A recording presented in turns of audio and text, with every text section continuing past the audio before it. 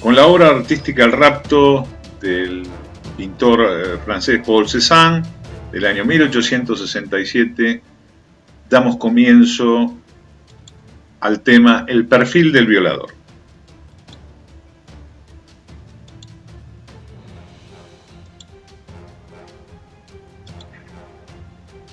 El concepto psicológico psiquiátrico, conforme a los profesionales en esas áreas, es a partir del paradigma de un individuo con fallas en el proceso de socialización de la sexualidad.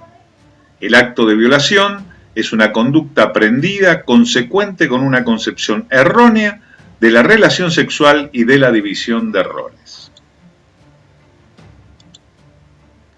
Características generales de los agresores sexuales. Primero, el uso de mecanismos cognitivos dirigidos a autojustificar su conducta, sea por la negación, sea por culpabilizar a la víctima. 2.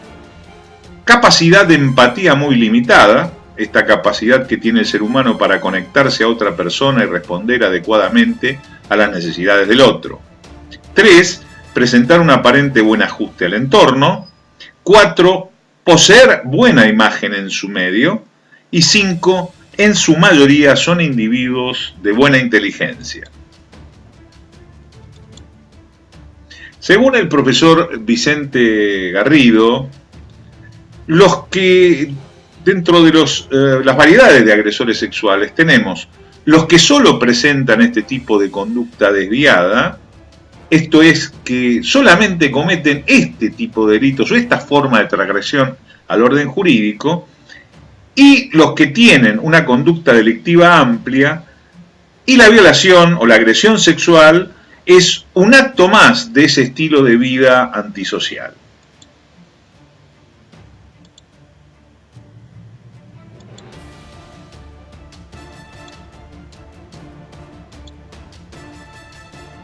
Las motivaciones psicológicas reconocidas de un agresor adulto son de 3 tipos. Vamos a analizar la tipología de Groth y colaboradores, esto es el agresor sexual por poder y odio. 2, la tipología Knight y Prentke, que es el rapista modelo 3 del Centro de Tratamiento de Massachusetts. Y 3, la clasificación de Canter de las temáticas predominantes. Tipología de Nicholas Groth. En todos los casos estudiados están presentes 3 componentes: poder, odio y sexualidad. Uno de los componentes siempre predomina sobre el otro y la sexualidad es utilizada como expresión de ello. Dentro de los subtipos de la clasificación de Groth encontramos los generados por Robert Hasselwood y Anne Borges: violador por poder y violador por odio. Violador por poder presenta las siguientes características: pocas habilidades de negociación y de intercambio interpersonal, sentimientos de inadecuación e incomodidad sexual y general.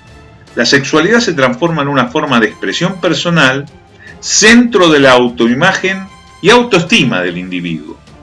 La violación o el abuso sexual es el modo de reafirmar su identidad, su fuerza y potencia. Prueba su competencia. La experiencia la vive con cierta ansiedad, con excitación y un placer o goce anticipado. Tiene un gran desborde de esa fantasía y luego es desilusionante el hecho en sí, ya que nunca presenta las características de la fantasía misma que la había pergeñado. Las agresiones se vuelven repetitivas, y aquí es donde comienza lo que llamamos la serialidad criminal, o pasa a ser un criminal de comportamiento sistemático. A medida que se repiten los hechos va a incrementar su agresividad. En cada hecho entra un grado de desesperación al no alcanzar la fantasía previa que había concebido. El objetivo de estos individuos es el control, no la degradación de la víctima. Por eso vamos a encontrar pocas lesiones en la víctima y gran cantidad de preguntas que nos manifiesta la víctima sobreviviente sobre su desempeño, cómo estuvo, qué le pareció, etc. Y esto genera en el individuo expectativas de ulterior contacto. Esto nos ha permitido en varios hechos de esta naturaleza llegar a la aprehensión del individuo, ya que ha pretendido concertar citas con la víctima o buscar un nuevo encuentro. Y esto lo ha llevado a que le enrostráramos la acción de la policial y judicial mucho antes de lo esperado en algunos casos. Puede presentar impotencia o eyaculación precoz. El acto del delito mismo reafirma su identidad y niega sus sentimientos de inadecuación, vulnerabilidad y rechazo. Intenta convencerse que fascinó a la víctima cuando en realidad no lo ha logrado, y él tampoco termina creyéndolo. Existen de estos individuos, o de esta clasificación de individuos, dos subtipos: el violador por poder asertivo y el violador por poder reasegurado.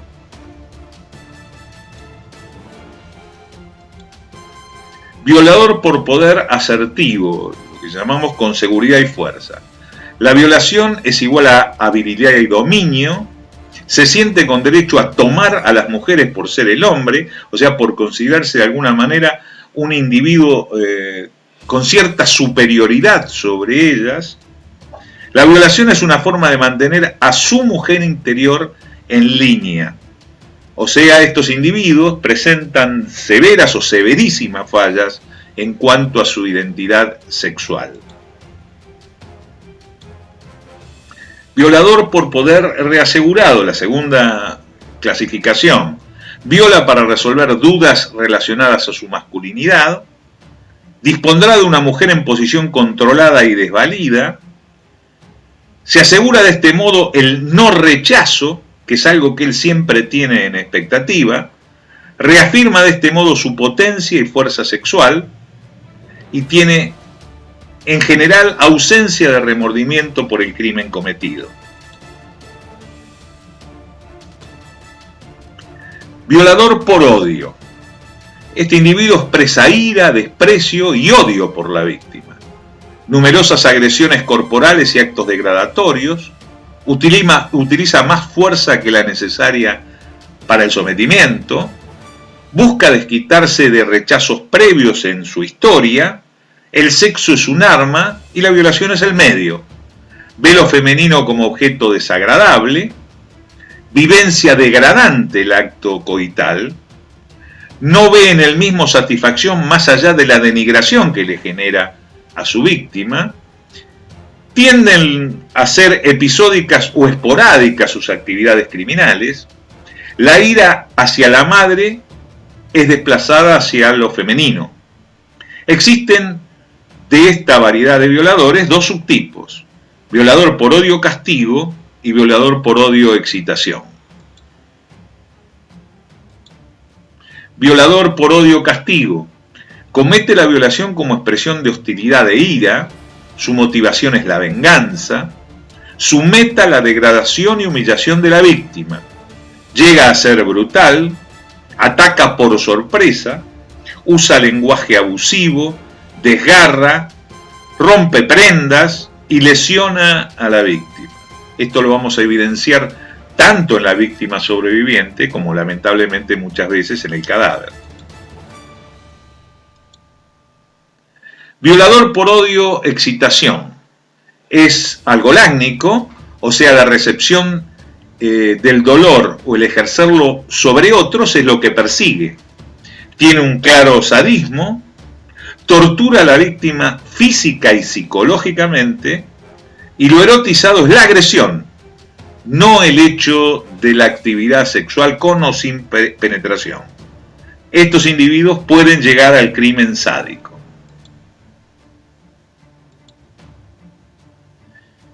La variedad del Centro de Tratamiento de Massachusetts, de los Estados Unidos de América. La tipología de Knight y Prentke, de que hablamos al principio de esta presentación, es el rapista o violador modelo 3. Esto proviene del programa taxonómico del Centro de Tratamiento de Massachusetts.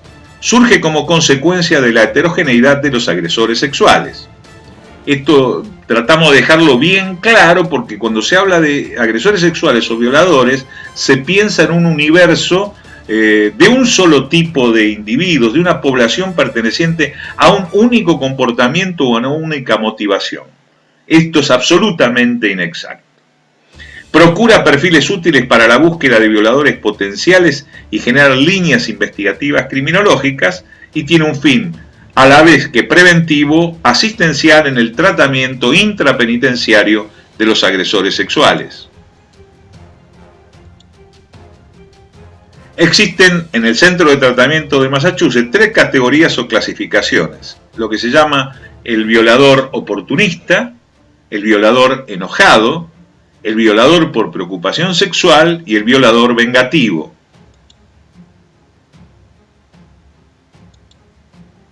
Violador oportunista, sus características: acto impulsivo generado por factores situacionales, poca influencia de la fantasía o de emociones displacenteras. La violación es un comportamiento, entre otros, antisociales en su vida. Existen 2 formas en función de su nivel de competencia sexual. Mayor competencia a inicio en adultez, menor competencia a inicio en la segunda infancia y o adolescencia. Aquí es donde comienza a cometer sus crímenes.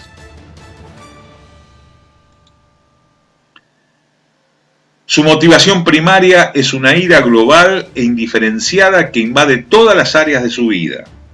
Larga historia de comportamiento antisocial que se puede percibir inclusive desde la adolescencia. Busca causar gran sufrimiento físico y psíquico. Puede llegar al homicidio sádico y tiene antecedentes en su historia de abuso sexual infantil. O sea, él ahora es victimario, pero alguna vez ha sido víctima.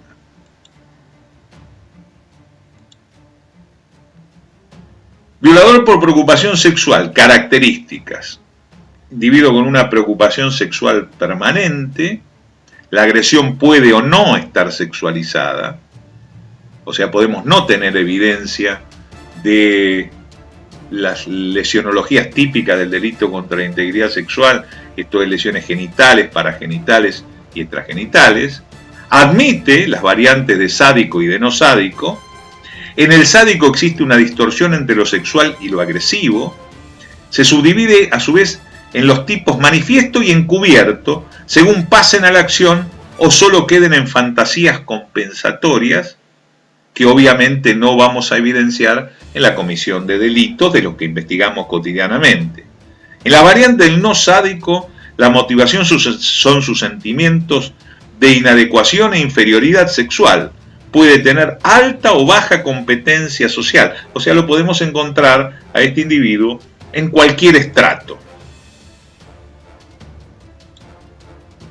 Violador vengativo. Las características de este individuo: su motivación primaria es una rabia misógina, o sea, siente o demuestra animadversión o rechazo hacia las mujeres.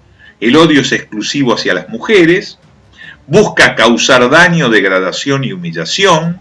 La agresión termina antes de la penetración, la cual muchas veces no se realiza por medio natural, porque precisamente lo que busca es generar el mayor sufrimiento posible. Gran cantidad de lesiones sexuales independiente del acto coital. Aquí es donde vamos a encontrar probablemente mordeduras en el pecho o en el cuello o en el rostro u otro tipo de lesiones de alguna gravedad. Tipología de Canter, de las temáticas predominantes. No se centra en las motivaciones, sino que busca variables estadísticas empíricas. Propone centrarse en los comportamientos referidos por las víctimas, llevando así un sistema de clasificación conductual de los agresores sexuales. El tema central de sus investigaciones es que el trato a la víctima fue como el que se da a un objeto impersonal. Cosificación. Identifica 5 patrones conductuales. El factor intimidad busca compensar la inhabilidad del sujeto para establecer relaciones normales con una pareja. El factor sexualidad el elemento esencial es la relación copulatoria. Factor violencia, coincide con Groth en la variante poder y odio. Factor impersonal, la víctima no es un otro, sino un objeto. De nuevo la cosificación presente. Factor criminal, se suman otros comportamientos criminales sin fin sexual. O sea, estamos, como decía Garrido, individuo que tiene una conducta delictiva amplia, donde el delito contra la integridad sexual no es otra cosa que una forma más de transgresión al orden social. Variables correlacionadas, la hostilidad es el estilo agresivo y obligan a la víctima a tomar un rol activo. Control, procura impedir la denuncia y además el control acompaña la dominación permanente. Robo, se llevan objetos como fetiches que muchas veces le recuerdan el hecho, lo vivencian nuevamente, inclusive con actos masturbatorios, etc. Implicación, intento de involucrarse con la víctima y de establecer a partir de allí una relación. Esto es común a las diferentes clasificaciones de los agresores sexuales. Puede estar presente o no cualquiera de estas características. Parafilias. La parafilia es el trastorno sexual cualitativo caracterizado por actividad sexual con humanos con sufrimiento propio de pareja, por ejemplo el sadomasoquismo, uso de objetos no humanos para la excitación sexual, actividad sexual reiterada con parejas que no aceptan el tipo de relación planteada, o la actividad sexual con menores o con mayores en la tercera edad, que tenemos la variante de la pedofilia y la gerontofilia. Así tenemos lo que se plasma como personalidad psicopática sexual. Finalmente queda el crimen sádico que hemos publicado junto al doctor Daniel Silva en el año 2002, que es el simbolismo sexual homicida. Se mata para provocar la sexualidad. El fetichismo homicida, se mata para la obtención de un fetiche, o la necrofilia homicida, se mata para tener acceso sexual a un cadáver.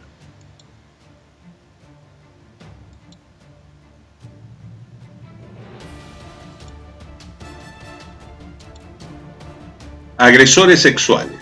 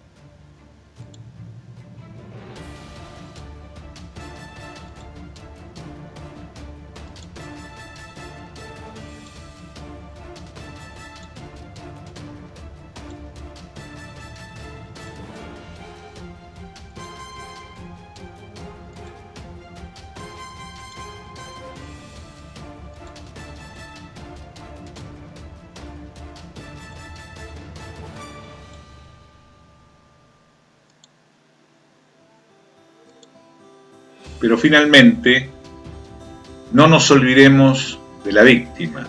Hemos desarrollado ampliamente todas las variedades de agresores sexuales.